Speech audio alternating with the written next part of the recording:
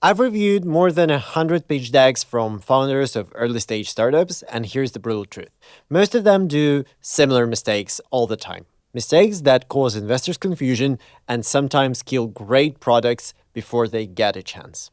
In this video, I will tell you about those mistakes, tell you what to do about them, and hopefully you will not repeat them. I'm Greg, co-founder of Bismarck Communication Studio, and for about 10 years I've been helping founders to pitch their ideas better.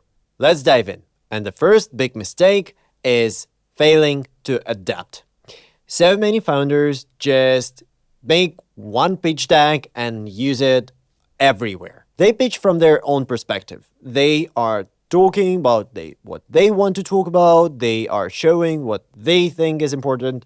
But investors surprisingly don't care about that. They care about what they want to hear. Some founders try to follow famous templates like Y Combinator or Sequoia, and this is a good starting point. But take a look at those frameworks a little bit closer. Even those two great institutions don't agree with each other on everything. Their frameworks are different. So using the wrong one in the wrong place will not get you anywhere.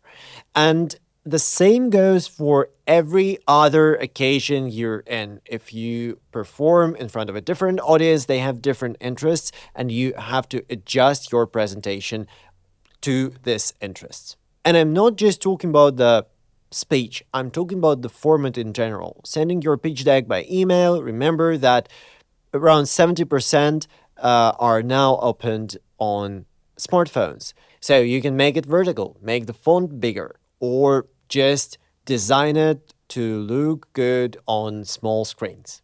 You're presenting live? Well, cut everything that is not necessary from the presentation that you are sending over. So cut the text, cut small details, leave just big visuals, main ideas on the slide, make it as lean as possible because your voice will carry the story.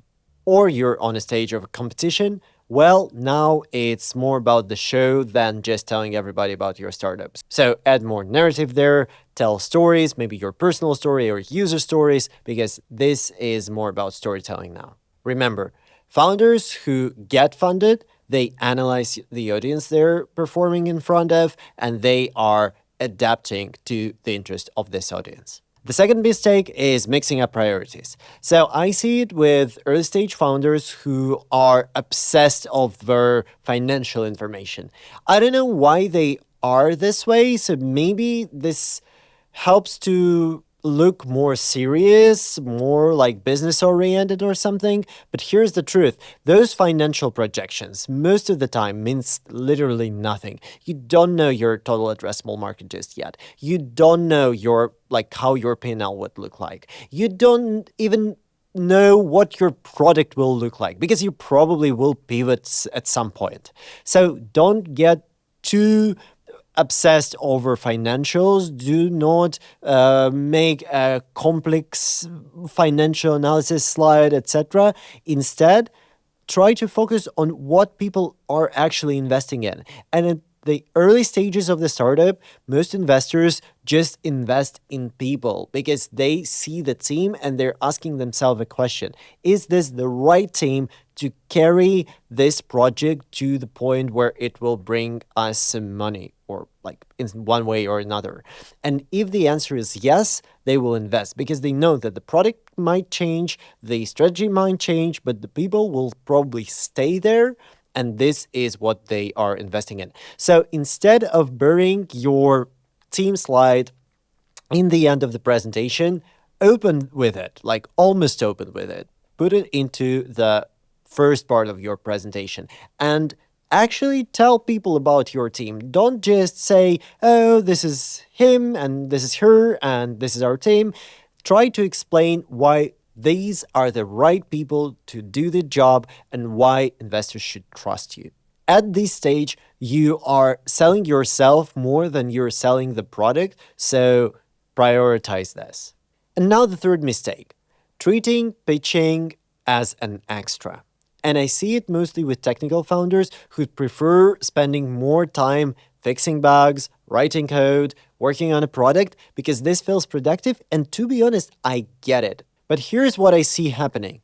Founders spend 200 hours on like product development and then 2 hours on pitching.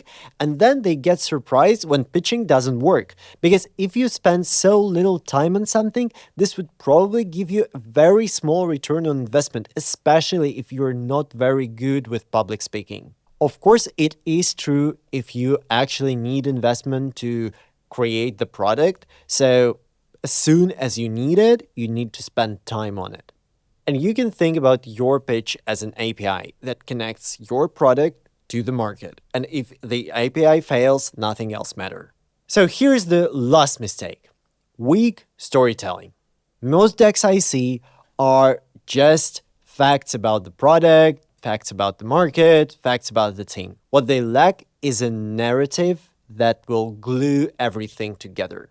Because the best decks tell the story about how the world would change with the startup and explain the positioning of a startup through storytelling. For example, look at how GitLab pitched. They're not just telling us about the product or the technology, they're also adding a small story about closed source always losing to an open source. This way, this pitch becomes a story about good guys who are winning over bad guys. Suddenly, investing in GitLab becomes being a good guy, becomes being on the right side of history. And here's some data to back it up. We remember facts that are connected to stories 22 times better than just pure facts. So use this instrument to glue your pitch together and to make it memorable and to also make people more engaged and more emotionally connected to the ideas you're presenting. So, to wrap up, here are 4 things you should do to make your pitching better. First, adapt to the audience. Second, focus on what matters early. Third, prioritize pitching if you want to have some results out of it. And fourth, don't forget about storytelling. Don't forget about the story behind it all. And if you want a good practical starting point, you can grab a page canvas that we've created working with all those early stage startups. It's free. It would be in the comment section below. It's a Once again, it's a starting point. It's not a universal solution. You can start with it, and then you have to adapt to the specific situation you will be in. If you find this video helpful, subscribe to this channel. I will be sharing new communication, science-based advice every week, not just about pitching, but about communication in general. I hope you will do good with this pitch you're preparing, and see you next time.